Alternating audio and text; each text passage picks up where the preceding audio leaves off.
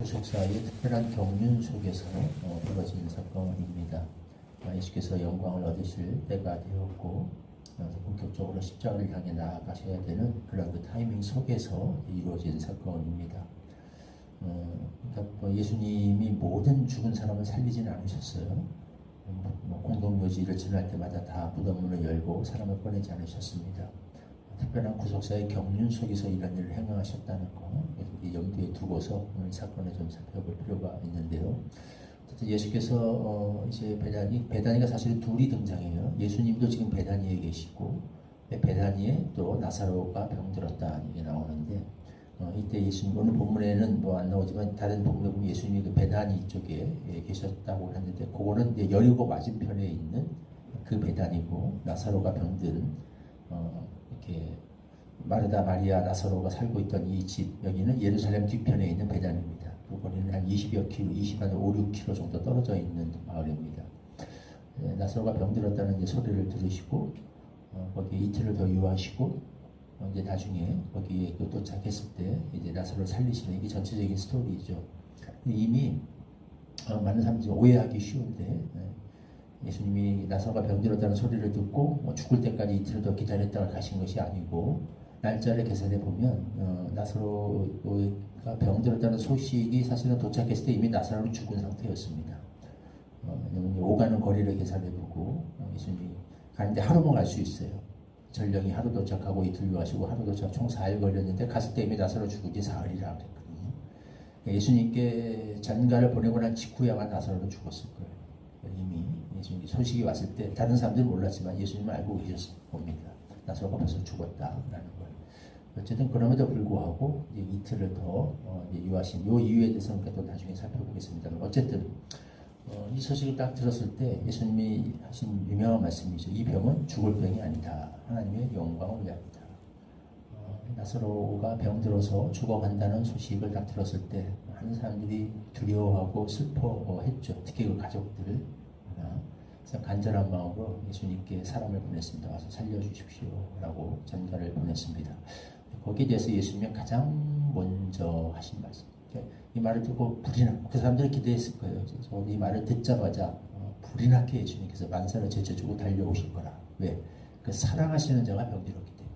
예수님이 정말로 사랑하신다면 그리고 그들과 믿고 있었습니다. 예수님이 얼마나 평소에 이들을 사랑한다는 걸 이 오누이들을 사랑한다는 걸 알고 있었기 때문에 당연히 이렇게 사랑한다면 이 소식을 듣자마자 득달같이 달려와서 빨리 1분 1초라도 속히 나사로를 살려주실 거라고 생각을 했을 겁니다. 우리라면 사람은 그렇거든요. 내가 정말 사랑하는 사람이 있으면 1분 1초를 놓치지 않고 달려가지 않겠어요? 예수님도 만약 사랑한다면 그럴 거라고 생각했죠. 근데 예수님은 바로 달려가지 않으시고 이 말씀을 가장 먼저 하셨습니다. 그러니까 예수님께서는 사랑하시죠. 근데 사랑하는 자에게 우리는 사랑하면 후다닥 달려가는 것부터 먼저지만 예수님은 사랑하는 자에게 가장 먼저 이 말씀을 들려주고 싶으셨다는 모든 제자들이 있는 데서도 마찬가지입니다. 이 병은 죽을 병이 아니다. 하나님의 영광을 위함이다. 이 말이 대체 무슨 말인가 살펴보고 왜 이 병이 죽을 병이 아닌가. 실제로 죽었는데 죽어가고 있는데 첫째는 간단하죠. 예수님께서 나사로를 다시 살리실 부활의 권세를 가지고 계시기 때문에 그렇습니다. 이걸 통해서 하나님의 영광을 나타내실 것이기 때문에 그렇다. 명확한 답입니다. 물론 얘기했습니다. 처음에. 근데 이거는 그렇다고 해서 모든 병이 예수님 안에서 모든 병이 다 이렇게 되지는 않아요. 모든 사람이 다 기도한다고 해서 다 낫고 죽은 사람도 다 살아나고 그러지 않는다는 걸 우리는 알고 있습니다. 이건 구속사의 경륜 속에서 특별히 이때 예수님이 행하셔야 되는 때예요. 이렇게 해서 이걸로 인해서 핍박이 일어나고 결국은 이제 십자가에 달려 돌아가시게 되니 모든 게 마지막 그 경륜이 맞물려 있기 때문에 특별한 구속사의 경륜 속에서 이 일을 행하신 겁니다. 그러나 우리는 이제 알고 있죠.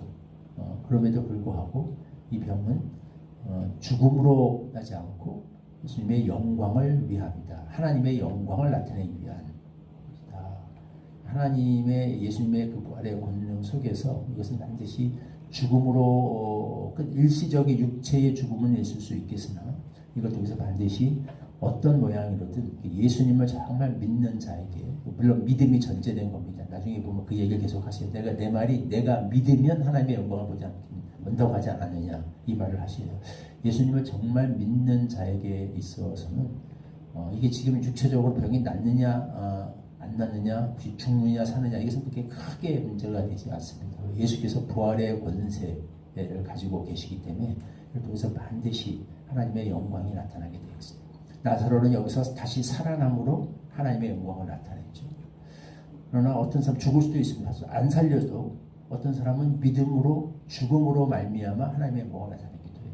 그 사람이 정말 믿음으로 있다면, 이 죽음 속에서도 그 믿음, 부활신앙을 가지고 있다면 그 믿음으로 말미암아 하나님의 영광이 나타나죠. 그 죽음을 두려워하지 아니하고 그 죽음 속에서도 죽음의 그 공포와 두려움을 극복한 부활의 산소망을 가지고서 담담히 혹은 기쁘게 적극적으로 때로는 그 죽음을 받아들이는 모습을 통해서 하나님의 영광이 나타나게 되어 있습니다. 심지어 죽음을 통해서, 어떤 병을 통해서. 그래서 이 말은 영원한 모든 환자들에게 주는 진리의 말씀이 될 수 있고, 모든 병든 자가 믿는다고 해서 다 낫는 건 아니고, 모든 죽을 병이 예수 믿는다고 해서 다 완치되는 건 아니지만, 그러나 정말 예수를 믿는 사람이라면 그 모든 질병을 통해서 반드시 하나님의 영광이 나타나게 되어 있습니다. 어떤 사람은 병이 나아서 하나님의 영광을 나타내고, 어떤 사람은 살아나서 병이 하나님의 영광을 나타내기도 하지만, 어떤 사람은 그걸 받아들임으로써 하나님의 영광이 나타나기도 합니다. 히브리서 이걸 명확히 얘기하고 있죠. 어떤 이들은 믿음으로 불 가운데서 구원을 받기도 했다. 어떤 이들은 믿음으로 죽기도 했다. 믿음이 있으면 살아서도, 사는 것도 믿음이고 죽는 것도 믿음입니다. 정말 그런 믿음만 가지고 있다면 살든지 죽든지 모든 상황을 통해서 신자들에게는 다 이게 하나님의 영광을 나타내는 통로가 되기 때문에, 그래서 예수님은 이 말씀 하실 수 있는 거예요. 이 병은 죽을 병이 아니다. 신자들에게는 이 말이 진리가 되는 겁니다. 모든 병은, 죽음도, 어떤 재난도, 고난도 다 단순히 우리를 죽도록, 우리 죽음의 공포로 몰아넣는 그 죽을 병이 되는 것이 아니라 하나님의 영광을 드러내기 위한 하나님의 역사하심의 통로가 된다. 또 하나 이 말씀하실 수 있는 이유는, 이 영어로 보면 이게 훨씬 더 잘 나타납니다. It will not end in death. 이게 죽음으로 끝나지 않을 것이다 라고 말씀하죠. 이 병은 죽음으로 끝나지 않는다. 최후의 궁극적인 종말을 말씀하고 계십니다. 그게 암시되어 있어요. 그러니까 서로 여기서 모든 병자를 안 고쳐주실 수도 있습니다. 사실 나사로도 살려주셨지만 결국 다시 죽었잖아요. 잠깐 병을 살린 거지. 인간은 다 언젠가 죽을 수밖에 없습니다. 신자로. 그러나 그 뒤에 궁극적인 부활이 기다리고 있죠. 예수님께서 궁극적으로 모든 우리 믿는 자들, 신자들, 믿는 자들은 다 부활합니다. 부활해서 결국 우리는 영생이, 궁극적인 영생이 약속되어 있기 때문에 이게 그걸 말씀하십니다. 이 병 결국 죽음으로 끝나지 않는다는 거예요. 모든 신자의 마지막은 죽음으로 끝나는 게 아닙니다. 모든 신자의 마지막은 영광스러운 부활로 끝나게 될 거예요. 그래서 그 전에 이 세상에서 잠시 누가 먼저 죽느냐 늦게 죽느냐 크게 중요한 건 아니에요. 영원이라고 하는 그 틀 속에서 보자면, 물론 우리는 이 세상을 살아가야 되기 때문에 살아가는 가족들 되게 중요하죠. 절실한 문제죠. 그래서 기도하고, 예수님도 그거 보시고 같이 슬퍼하시고 울기도 하시고 해주셨잖아요. 하지만 그러나 영원이라고 하는 그 시간표 속에서 보면 모든 신자의 마지막은 죽음으로 끝나지 않죠.